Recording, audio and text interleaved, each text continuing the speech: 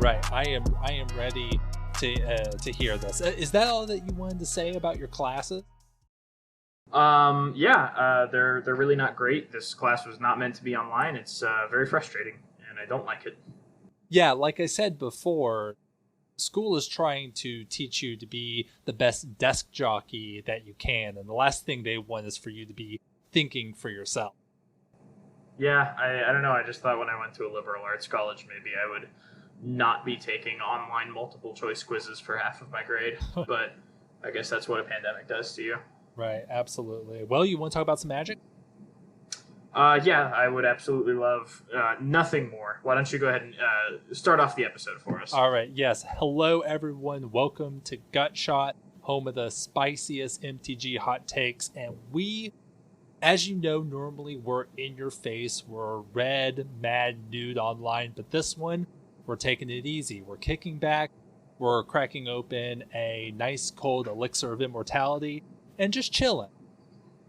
We're just vibing. We just want to grill, for God's sake. Just vibing. It's your boy, Will, at Aggressive Fredrick, and with me, as always, is Fredrick. How's it going, Fredrick? Not bad.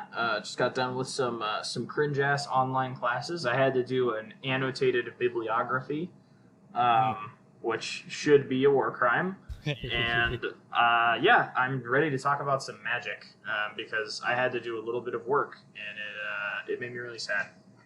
Now, I have to say, you sound wonderful today. Did you get a new haircut? You got new shoes? Cutting my hair is haram. I got a new mic. You got a new mic. It is a very, very nice mic. Actually, I didn't get a new mic. I just learned how to use the mic that I paid $80 for a year ago. I have a used Blue Yeti microphone. So nice. You can thank me finally learning how to use it for this episode sounding a little bit more clear. I think that absolutely no shame in having the same microphone that every single other person uses. You're in good company. Yeah, I like it a lot. So it's doing me well. Yeah, so I actually am looking to upgrade my audio game.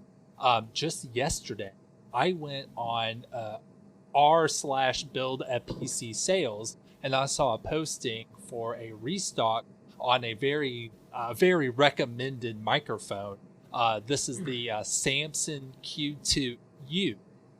Yes, Q2U. And, very well online. I went on YouTube. I did my research to see if this was, a good microphone for me to move up from this gaming headset that I'm using. And I went ahead and pulled the trigger on, $60. I got nice. Well, I got an email earlier today, right after I got out of my class, saying that B&H Photo canceled my order and refunded me and gave absolutely no reason as to why they would do that. That is really unfortunate. I'm sorry to hear that. I guess we will be at the same audio quality for a little bit longer before you jump back up to several grades higher than mine. Right, I'll need to see what's going on there. You're all going to have to deal with my very poor-sounding dulcet tones for just a little bit long. But this is going great. I love this. I do too. This rapport is great. We both say and then pause for a full minute. We're doing it. We're doing it live. It's all chill. It's all chill. I love it. Truly. I love you too, man. So Zendikar Rising is out, and we're not going to talk about any of the spoilers today of specific cards, but we are going to talk about the mechanics. We're going to talk about the way they reintroduce fetch lands, and we're going to talk about what we've got upcoming for this year in Magic. Yeah, a lot of exciting stuff happening. Today was the kind of the big reveal of spoilers. We've had some leaks here and there before, but today is the big hurrah, and they just absolutely drenched us with info. My mind was kind of reeling trying to keep up with all the new cards and story stuff and setting and promos being thrown our way. So I'm going to need your help to kind of help me sift through everything that we've been given. Oh, God, what do you mean? You don't understand the difference between the head turner and the Auga slot and the final finish? Hey, as long as I'm opening up at least one colossal dreadmaw in every pack, I'll be happy. Dude, amen, brother. So what do you want to talk about first? You want to talk about the upcoming year in Magic? You wanna land on Zendikar? What's the vibe? Well, okay, this is the MTG podcast for hot takes. I need to know what you think about these mechanics. We're getting landfall and kickerback, fan favorites. I don't think anybody's going to complain about that. We have this party mechanic, and it just seems really weird. It seems to be one of those like limited fodder, workhorse mechanics to make the limited environment work more smoothly, but it just seems like are we really going to be able to have all of these creature types on the field with enough frequency for it to really impact gameplay? Okay, I've got a hot take for you about party. So it requires a little bit of a prelude. There's an auto body shop called McMahon's in Berea, Kentucky. And the owner is incredibly racist. He called my professor a slur when he tried to get his car fixed there. Just super terrible guy. And when Party got revealed for Zendikar Rising, I finally found the mechanic that I hated worse than that guy. So I don't know if that lead up was worth that at all. I hate this mechanic. I think it's bad. I think it's so fucking clunky from the way it works to the way they worded it. And it's supposed to pull in the D&D crowd, but it kind of feels like pandering. They could have found some way to neatly intertwine the mechanics. They could have worked for it, but instead they're like, the D&D party, it's got these 4 memes that you can make Wojaks of these 4 classes. And so we put them on this mechanic, and it would have been really cool if they put it on one card, and it's like, oh, that's a cool reference, that's a nod to the way D&D works on this card. But instead it's a mechanic that you're going to have to think about in literally every limited game, and it runs so goddamn clunky, and it's just to make a cheeky little reference to Dungeons and Dragons. It does feel a little kitschy, doesn't it? It's like kitschy. That's the word that I was looking for. Yes. I get it, and for those of you who are not up with what's going on with Zendikar Rising, basically Magic now has this thing called the Party, which is a collection of one of each of 4 different creature types. And these are the classic D&D classes. It's Warrior, Cleric, Wizard, and Rogue. So cards will care about whether you have these cards. If you have creatures of these creature types in play, and how many of creating a set of a party. And so obviously that makes sense. It's kind of like, soy face. Oh, I have an adventuring party. I'm on Zendikar. But do we need this? Is this really adding something to the gameplay? I guess we'll see. It's only the first day of spoilers, but I'm a little hesitant on. Yeah, it's not like as parasitic as energy or anything, but it gives you an extra arbitrary thing to track without adding much fun to the game, without adding much sort of deep layers of card design. Any of these cards could have cared about anything else, but they gave us this weirdly arbitrary thing for you to track, not only while you're playing, but while you're drafting in Limited. And it's just super awkward. It also constrains, they have to include, basically any humanoid creature in this set has to conform to one of those creature types, so that the set's Limited can play well. And it's phrased so poorly because there's not even a good way to phrase it. And I think any new player who gets into this from D&D or from anywhere, if this is your first set and you're playing it, or even if you've been playing for a while, you're going to read a card that doesn't have the reminder text because they can't put it on every card. And it's going to say, your opponent loses 1 life for each member of your party or whatever. And you're just going to assume that means how many creatures you control. And I wouldn't fault you for that. And that's going to create some really awkward and bad game experiences for new players and old players. Yeah. So we'll see how this goes. Hopefully it plays really well. Hopefully it's more intuitive. I think Mutate had this issue where it looked very unintuitive. when it was first shown to the public, and then as we played with it in Arena, it made a little bit more sense. So I'm gonna hold off complete judgment for a little bit, but the cards aren't looking too great so far. But we're also getting the dual-faced cards, which people love. Yeah, we've got soy-faced cards and dual-faced cards. I have mixed feelings about the dual flip lands, and I will be very pedantic about them, and you can't stop me. But I do love the way they kind of cleaned up basic land cycling with the flipping spells that can be lands. Now the red card just seems busted, right? This is Zendikar. No, it's Valakut Ascendant. No, that's not what it is. I don't know what the name of the card is, but it's Valakut Hot. Yeah. It's basically a one-sided Wheel of Fortune that lets you draw +1, and then could be a tapped amount on its backside. This is just busted, right? I think it's fine. Sure. It's honestly not much better than Light Up the Stage, and you can cast Light Up the Stage for 1 mana reliably. Sure. I think that people kind of overestimate how good this kind of effect can be. All right, fair enough.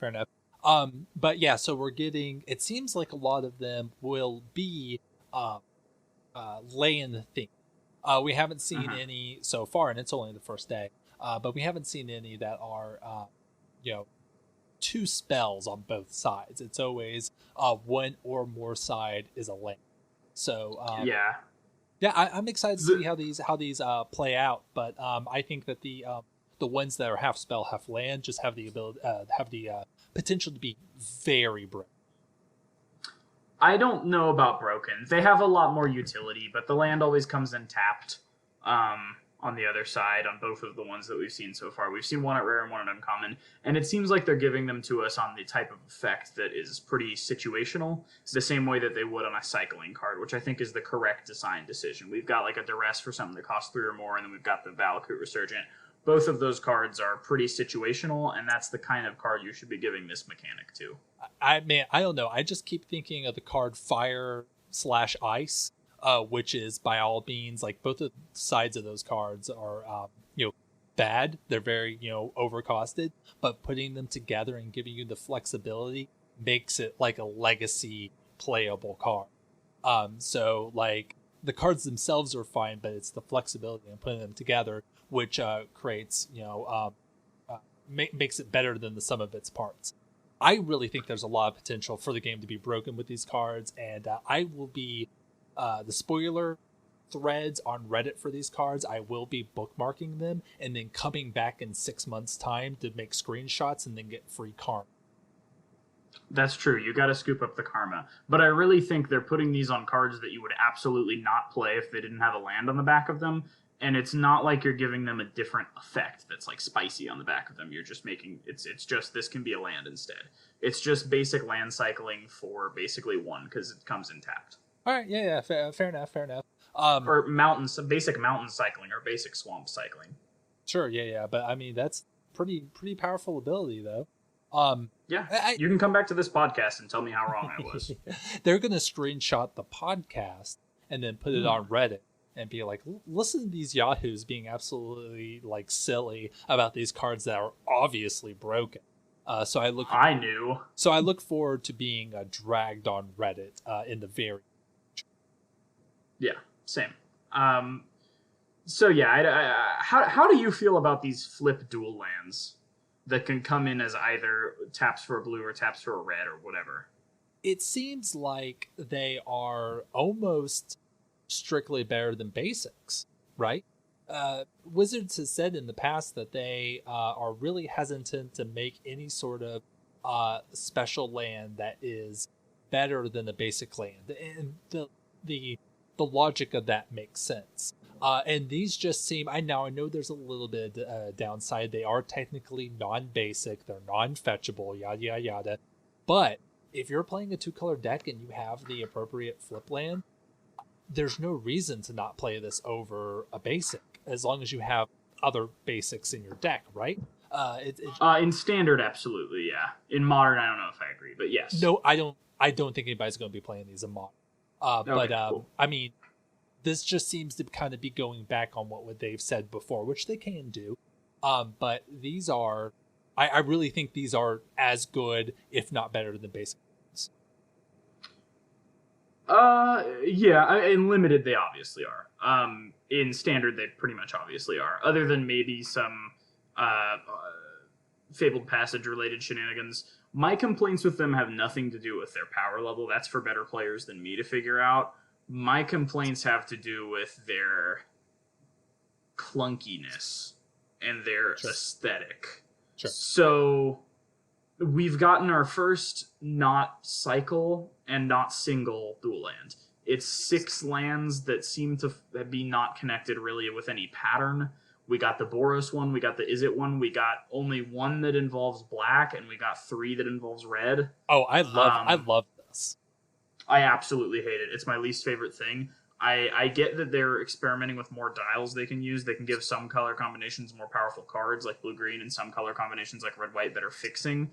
But my pattern-oriented brain hates this, and it just doesn't look good. It's going to feel so weird because we can't just talk about the way mana bases are constructed anymore, because we can no longer count on every color combination having the same dual land. Like, imagine if we were talking about building modern decks, and instead of just like, oh yeah, you put 10 fetch lands or around 10 fetch lands in a deck, you had to consider whether the color combination you were playing had a fetch land that existed.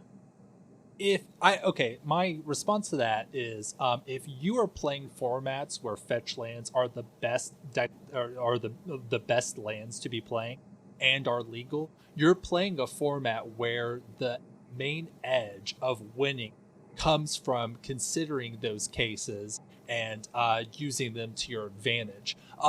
Having to tweak your mana base and be cognizant of what lands and what colors are available to you in the most efficient packages is no different than just looking at your spells and color combinations there. That's no different than trying to figure out, should I play Heartless Act or Eliminate? Which one of those is the one you should play? What mix between the two? Which ones are your main board and sideboard? That is a very important strategic decision that you have to consider, and will give better players an edge in these high level formats. It seems like exactly what Spikes want. They want these things to basically give them an edge over other players. So I love this, and I hate Magic players. I make no excuses for this on the podcast. Triggering the libs, so to speak, is something I think all of us can get behind. And I just love seeing the Magic community triggered by this. Honestly, they deserve it. I am part of the Magic community that's really bothered by this. Partially, I think it gives WotC license to fuck up a lot more stuff. Some of the constraints they've had on them have unironically prevented them from making stupid design choices, and with this constraint lifted, we could look at a standard format where blue-green has Misty Rainforest and Breeding Pool, and red-white has the Innistrad Reveal land and a Tango land. So are you saying that you're triggered? Sure, yeah, absolutely. I've been BTFO'd with Facts and Logic. I'm a stupid globe head, and I'll crawl back into the primordial jelly. I understand what you're saying, and I believe that from the backlash that I've seen about it on in the community and the discourse, this is something that Wizards will probably look at in the future. But for now, it's what we have. We don't know when we're getting the rest of them, although I think there's something somewhere where Morrow is saying we'll get them, quote, very soon. Who knows what that means. I want to drop one more hot, steamy complaint about these flip lands. I hate that the two sides are not technically equal. Because let's say you've got the red-white one and it's red on the face. If I play it as the white one, I technically get a distinct advantage, because if my opponent goes to crumble to dust it, they can't get any more copies of it out of my library. It's the same issue with Reflector Maging a flipped Duskwatch Recruiter, and then they can still play Duskwatch Recruiter on their next turn because it didn't name Duskwatch Recruiter, it named Krallen Horde Howler. And I don't think that this is an issue for power level reasons, but particularly just for the way that the card functions. If you play it on the red side, they can get the rest of the copies out of your deck, and if you play it on the white side, they can't. Sure. And I just think that is incredibly clunky design. Okay, yeah, fair enough. I do have to admit, you rattled off a couple of cards there. I don't know what a single one of those cards do. It's extirpate. I'm going to assume that our listeners, our very smart, intelligent listeners, will understand what you meant by all of that. But I gotta be honest, I don't know what any of those cards do. But yeah, no, you're right. I mean, there's obviously design things going on here that could be improved or would cause problems. But I mean, again, with the with the party mechanic, we'll just see how it goes. Yeah, the party mechanic isn't going to be busted. It's just cringe. I think we can. But you know what's not cringe? Kicker is coming back. Yeah. I'm hype about that.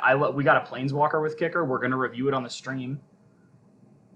Come see it Saturday night, probably. Yeah. Yes. Put it on your calendars sometime soon. There will be a gut shot Zendikar Rising spoiler stream where we're going to give you every single hot take you could ever handle about these cards, and it's coming to your ears very soon.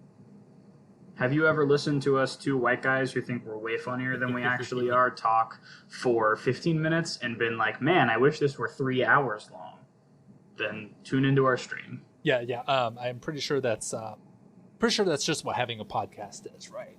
Yeah. Kicker, fan favorite. Smooths out limited games. Excited to see it return. But yes.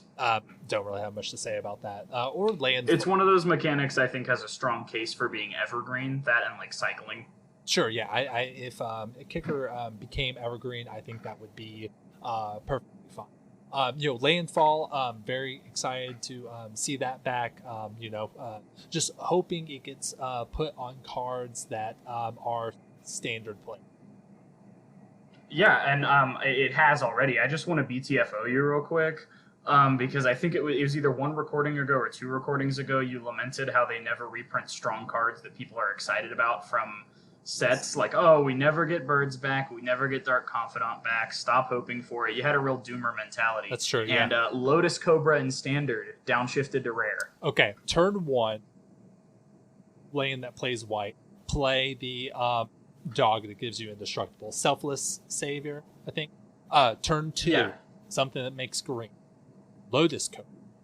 Turn 3, right. Play a land, create red. So you got 4 mana, play Winota.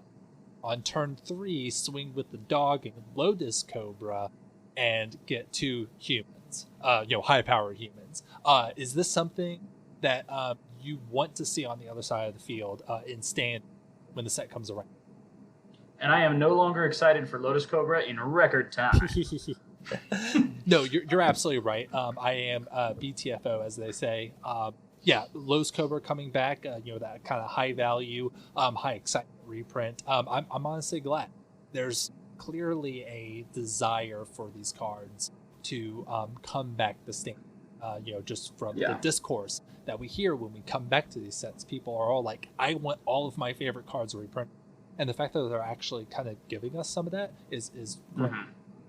Yes, I agree.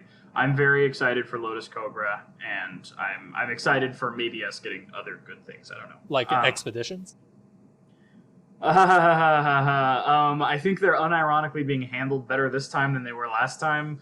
An expedition fetch that's non-foil as a box stopper in every box is better than not reprinting fetches.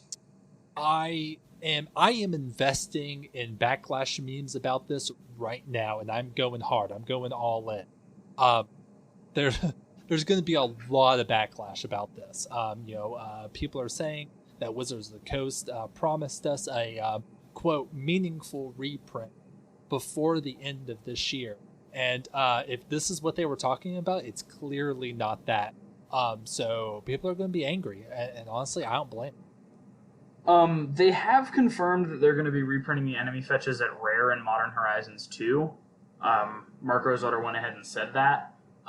That's like so we are. That's 16 months from now. Yeah, I don't know if you count that as a meaningful reprint, but I do think this it's not nothing. Like, I would compare it probably to Nexus of Fate as an M19 box topper. Like, it's not going to fix the fetch land problem, but it is going to give, like, every standard player who opens a box, which isn't that few people, is going to get a fetch land, and they're either going to have a fetch land, which gets them closer to finishing whatever collection of fetch lands they want, or they're going to sell it, which puts another one on the market. There are multiple guys at my small shop in Berea that I used to go to who get a case every set, and they're going to have 6 fetch lands. And if they only play standard, those fetch lands are just going to enter the market. And if they don't, then, those are fetch lands that are going toward them finishing a collection of fetch lands. So, like, it's a net positive either way. These aren't investable because they're going to be so common. But they're not rare enough that they might not be rare enough that they reduce the price, but they'll at least put more copies on the market. I guess it's at least not nothing. I guess it's better than what we had before, where we went like 5 years without hearing a single thing about when these super expensive and required cards were coming out. They've been vocal about like getting them before the year and them being at least attainable in some form or fashion. So regardless of people not being happy, about the complete accessibility of these, I guess this is a lot better than what we were getting before. We should be thankful for that, right? Sure, yeah, and I think the fact that they're confirming that they're coming back in 2021 as well is showing a willingness to maybe give us once a year Masters set circulation reprints of fetches. And that's not bad, honestly. Like, that's the kind of thing that keeps Noble Hierarch under $30. So, if that's the same if they're going to start giving that treatment to cards like Scalding Tarn, I'm on board. Like, that's not what I'd like it to be, but that's not terrible. And these expeditions are also going to be in collector boosters, and we don't know how common they're going to be, but, like, I want to be hopeful because, like, the Theros Constellation gods in foil are worth less than the regular Theros gods because of how they bungled those collector boosters. And if the expeditions are relatively common in collector boosters, like, I think they'd still maintain a price that people would be happy to buy collector boosters, but it would definitely reduce the price of fetch lands in general. Yeah, you're sure. We should probably just be happy with these, right? Like Wizards, sure. Wizards can just tell us to go toss off, right? So they're giving this as, let's just be happy about it. Honestly, for the really entrenched players, you should probably just have already bought this already. Right, Yeah. If this results in a price dip, I'll go ahead and pick up a playset. If you're serious about Magic, you just need to drop the cash and get your fetch lands, and then continue to yell at Wizards to make them cheaper and cheaper, so other people can play the formats that you want to play, and that way, the Magic player base grows and grows and grows, and becomes something we can be proud of. So, yeah, I guess that's okay. I did see that they put Wasteland also as an expedition. That's a good one. And Cavern of Souls. Oh yeah, Cavern of Souls. That's probably the one I should have said first. Well, I think Wasteland's more expensive, but they're both good. And despite the fact that they did give us, I mean, I guess this could be good depending on if you're a commander player. They did include the Battle Bond lands. Sure, yeah. And they are also including, they've only confirmed 2 of them, but it'd be weird for them not to do a whole cycle. They've never done that before. But they have leaked 2 fast lands, ally fast lands, as expeditions. The green-white one and the red-green one. So, yeah, that's good. Yeah, the black-red one, that's the most expensive album, right? That's the one that really needs the reprint. Yeah, I think the green-red one and the black-red one are the ones that are most played because Jund really likes those lands. But yes, I mean, I'm sure they're going to put all 5 of them in there. It'd be weird if they didn't. Yeah, absolutely. Yeah, definitely. Looks like there's a lot of excitement for Zendikar Rising. I might actually just buy a box of set boosters for this, just to kind of open up and get a free hopeful fetch link. with I it. think it's just draft boosters. Uh, hmm, I don't know. I think it's draft boosters have a box topper and collector boosters have two. Okay. I thought it was set booster. I'll take a look at that. But I mean, Booster fun. exactly. As soon as no, it's confusing as all hell. But I mean, even though I'm primarily an online player these days, I might think about getting a box of this. Especially if it's just going to come with a free fetch. I mean, Right. that's exactly what got me to buy the most recent summer secret lair. Is Oh, which fetch land did you get from that? I didn't open up it. It actually comes in a really cool like envelope type thing that you have to like open up like a Cracker Jack box. So it's sealed. So I don't know which one I have, and I'm probably going to keep it sealed till I sell it. So you're not going to ever open it? No, I don't know if I'm gonna ever open it. I might, but I'll probably just keep it sealed until I need fetch lands, and I'll open it up and see if I got the fetch land. Damn, MTG Finance, quote unquote, people. Exactly. Real cringe. Exactly. I mean, if I'm not playing Paper Magic right now, why would I open? Just keep it sealed, and then if I need to resell it, I'm saved from getting the the marsh flats and it only being worth $30. Marsh Flats is only $30 from that set? I'm paraphrasing a little bit, but I know I looked at it a little bit before the box actually got shipped, and Arid Mesa and Marsh Flats are the cheaper ones are there. It's somewhere between 30 and 40, but that's in comparison to like the Scalding Tarn and the Misty Rainforest, which are up to like 60, 65. Okay, yeah. There's I wonder how bonus. much the regular versions of those are, because I still need to pick them up. Yeah. Some of them. Yeah, not. But yeah, that's not something to talk about on the podcast. My personal need for fetch lands. But yeah, I don't know. I wish they would not drip feed them to us so slowly. Master sets should be $4. All of the things that reasonable people have been saying for forever. But Will, we got a timeline for the next year in Magic. Oh yeah, absolutely. We've got a lot coming down the road. This is the time of the year where Wizards lets us know what sets we can be looking forward to, and as they've done before, they gave us about a year of new sets and the planes that we'll be going to. And the first one seems like a real spicy. Yeah, I really like this practice, by the way, of just giving us the sets a year beforehand. I think it's nice. It helps me plan out what I can get hyped for and what I can kind of skip. But yes, the first set, it's something that I asked for on our podcast where we talk about new planes we want. Viking Norse plane, Kaldheim. There was a fake leak for this at the beginning of last year, but it's finally real this time, and we're getting a Viking Norse style plane, hopefully with some Norse gods, maybe Yggdrasil, Ratatoskr, all that cool stuff. Will, what do you think about Kaldheim coming to Magic? Yeah, it'll be a fun time. It's obviously a plane that people have been looking forward to. There's lots of interesting stories to tell in a cold Viking type world. So yeah, looking forward to it. One thing that I know everyone's going to be asking about, and I hope isn't true, is the return of snow. I don't want to see that mechanic anymore. I think it's done. It's played out. Let it go. Do something new with the cold Viking play. I don't want to see snow. But whatever they bring, I'm sure will be very exciting for the players. Yeah, I certainly hope so. There's a few hopes I have. I want some Norse gods. Bears are pretty important to Norse mythology and culture and imagery.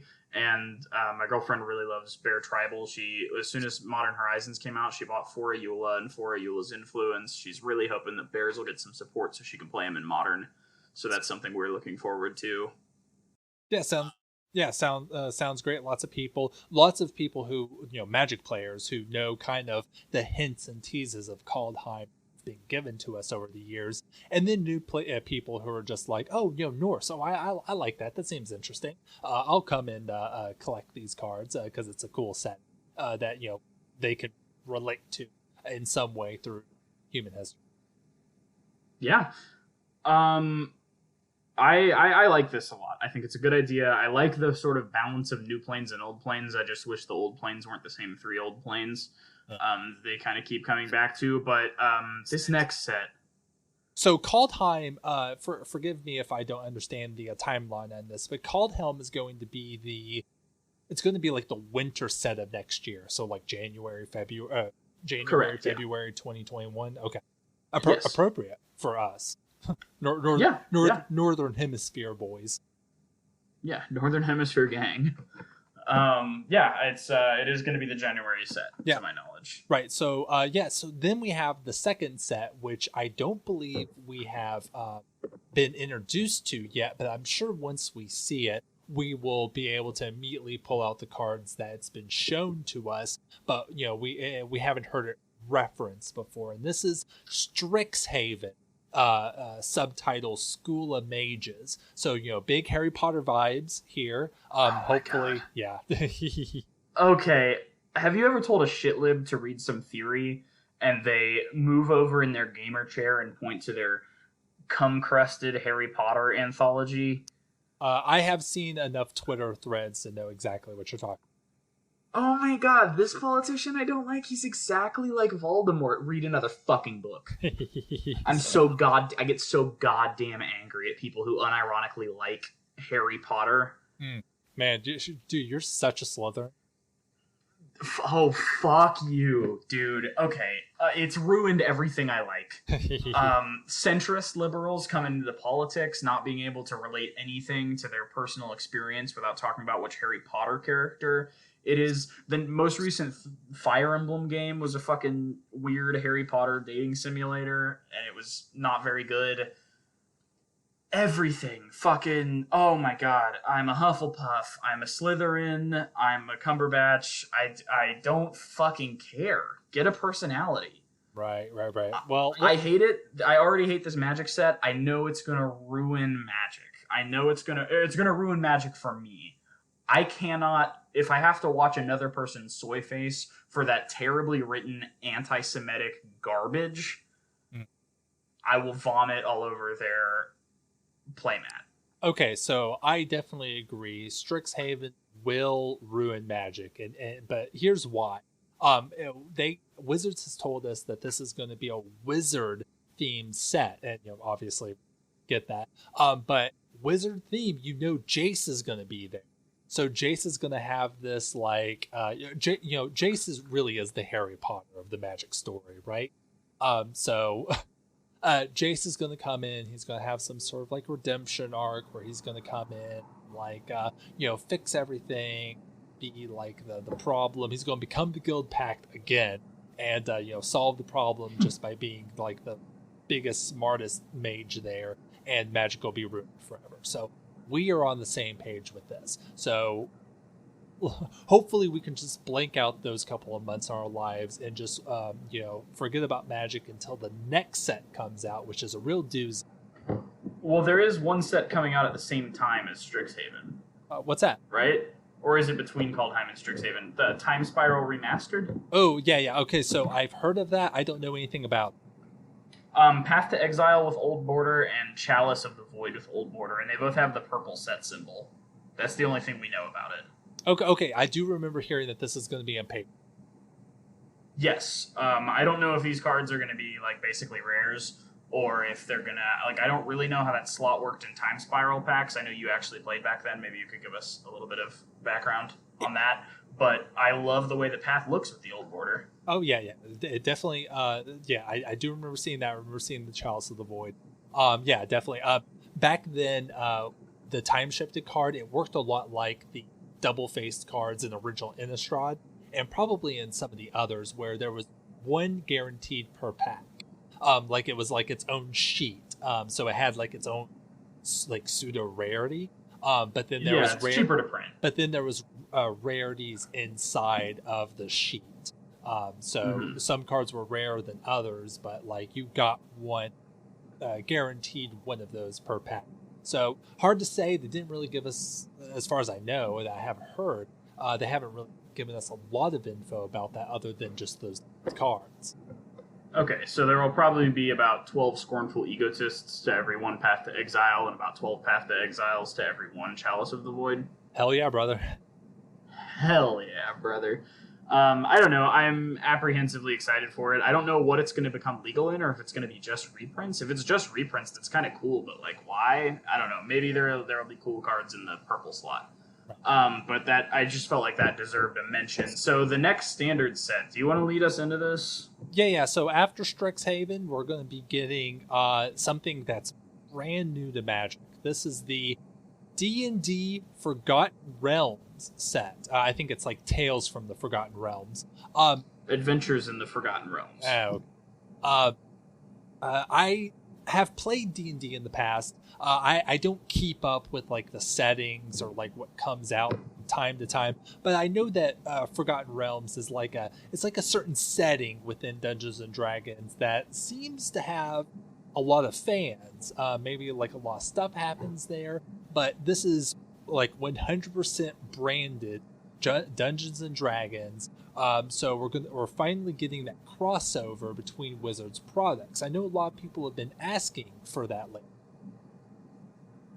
I've been specifically requesting the opposite, and I don't know why they don't just listen to me. I don't know. I've played D&D a few times, and I just found it a little bit like it's a little bit too crunchy to enjoy the acting, and it's a little bit too theatrical to enjoy the crunchiness. Like it's just in that awkward middle ground, and it's impossible to find a group that either all wants to take it seriously or all wants to make it kind of fun and whimsical or funny. Yep. And if not everyone is looking for exactly the same thing from the game, then it kills the vibe completely. Right. So, but that's a criticism of some tabletop games in general. I don't understand how D&D makes a setting because, like, from what I've understood, it's largely an engine with which you make games, basically. Or, like, you create your own settings, and that's where the fun in it is. So the lore for D&D, from what I understood, is pretty purposefully bare bones. So I don't really understand how they're going to turn that into a Magic set. Is it going to be canon? Is this like a part of Magic now? Is it part of the multiverse now? What planeswalkers are going to be there? Are they going to bring back the annoying party mechanic? I just don't understand it. Yeah. This is what I want to hold judgment on. It could be really good. It could also be very cringy. And hopefully they won't ruin Magic by trying to shoehorn another IP into a mainline set. Like, this is different than like the Godzilla cards or something like that. Yeah. This is like actually like this has to be canon now. Or not if they just decide to kind of hand wave it. But I don't know. I'm apprehensive, but it's possible that this could be something really cool. They just have to approach it very carefully. Yeah, it's a good setting to mix with Magic. At least it's not like a weird, hard to retcon individual story. It's pretty generic fantasy, I guess. But I don't know. I'm not hot on it. I don't like that it's replacing a core set. I don't know. I have a lot of apprehensions about it. I'm willing to be proven wrong, but so far the only thing I'm excited about is Kaldheim. Right. Well, It's immediately following the Harry Potter set too. Like, I feel like if you're going to make two weird, this is either going to be okay or cringe sets, you should probably put them in different years. Well, okay, I think I figured out what they're trying to do here. All right, so Kaldheim, great. Strixhaven, half the player base is going to quit. So we need a palate cleanser. They're going to wash away all the bad with the neutral taste of Dungeons and Dragons to get everybody's palates cleansed for the real entree, the showstopper, double Innistrad sets. That's right, we're going back to Innistrad. And hopefully they'll do it right this time. I don't have too much faith. I don't understand how the double sets is going to work. This feels like the palate cleanser for orange juice is like a Spam and Colgate sandwich. They're being coy about how the double sets is going to work. I don't like that. They're not being clear about what the timeline is on this. So we'll see. For those of you who haven't seen it, they have announced 2 Innistrad sets. One is going to be werewolves, and the other is going to be vampires. And they're not really being upfront about what that means. The theme of these, or what the timeline's going to be. Is there going to be one set and then another set a couple months down the road? Are they being released simultaneously? They're being very coy. So lots of, there's a little bit there for people to get excited about a fan favorite plane. They're clearly doing something with it that's insane. Why people love that plane to begin with. But there's just too many unknowns about this. We just gotta wait for them to tell us more about this. Yeah, it could be cool. I don't know how limited is going to work. I'm concerned for that. It feels like they've been moving away from caring about limited, which is really unfortunate and weird to me as a design choice. It's more asymmetry. This is weird because like vampires and werewolves were only 2 of the tribes on original Innistrad. There were 5 that were in ally color pairs, right. And this one is just sort of like, why would you give 2 of the tribes their own set and the other 3 kind of get left out in the cold or distributed between the 2 sets? I just don't understand. And like, how are they going to be equal in colors? Right. You know what I mean? Yeah. Like, I don't know. Like, this is just weird to me. Yeah, like Innistrad, but apparently we don't care about the zombies anymore. Or the spirits or the humans. Yeah, exactly.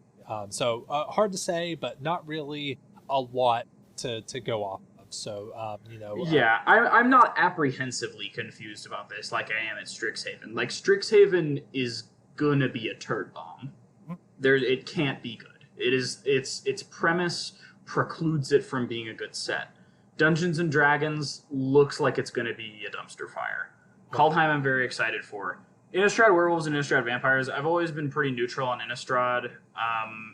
They ruined it with Eldrazi, so it'd be cool to get a block that's like not Eldrazi'd up, that's just kind of Innistrad, which is the same thing they're trying to fix with Zendikar Rising. Yeah. So it could be good. I'm going to keep my mind open, but the dual sets thing is strange to me for sure. What do you think is going to break Modern more? Returning to Innistrad or Modern Horizons 2? Probably something in Strixhaven. They have to make the cards that represent the stupid-ass Harry Potter houses powerful so that people who like Harry Potter will play Magic for 5 minutes and then put it down because it's not Harry Potter. That's the same thing that happens like every time you do a crossover. Like, the fans of the one thing come over to the other thing, they spend 5 minutes looking at it, realize it doesn't really have anything to do with the thing they like, it just had the skin slapped on it, and then they leave. All right. I think... Yeah, we're totally in agreement there. I think... Sorry, I'm still fucking ranting about Strixhaven. I'm still so fucking mad there's a goddamn Harry Potter set. I don't think anything can do as much damage to Magic as a Harry Potter set, and I don't want to go all Desolator Magic saying everything's going to kill the game, but like, if Magic survives the fucking Harry Potter set, then I think it can survive literally anything. All right, Gabe. Let's cool it a little bit. I know. I'm pulling a total Gabe right now. But yeah, you were trying to lead me to Modern Horizons 2, and I was too clouded by rage. The only thing we know about it is that it will have enemy fetches, which in the previous Modern Horizons they didn't reprint anything. Hopefully this will be like a half reprint, half needed expensive modern cards. It'd be really cool, or half reprints, half new cards. Hopefully it'd be really cool if like all of the like chase rares and mythics were reprints, and the uncommons and commons, and like maybe one mythic because they've got to make money, are good new cards for modern. Yeah, hopefully that's what people want, right? They want new cards that are playable but not Hogak, and they also want the expensive cards reprinted. So what's good? Yeah. If these are $4 packs, like I know they're not doing MSRP anymore or whatever, but if they make these $4 packs like people asked for from Modern Horizons 1, because like if you're printing new cards that should already exist, or that are coming into existence for the first time, they need to be the same price as new cards should be.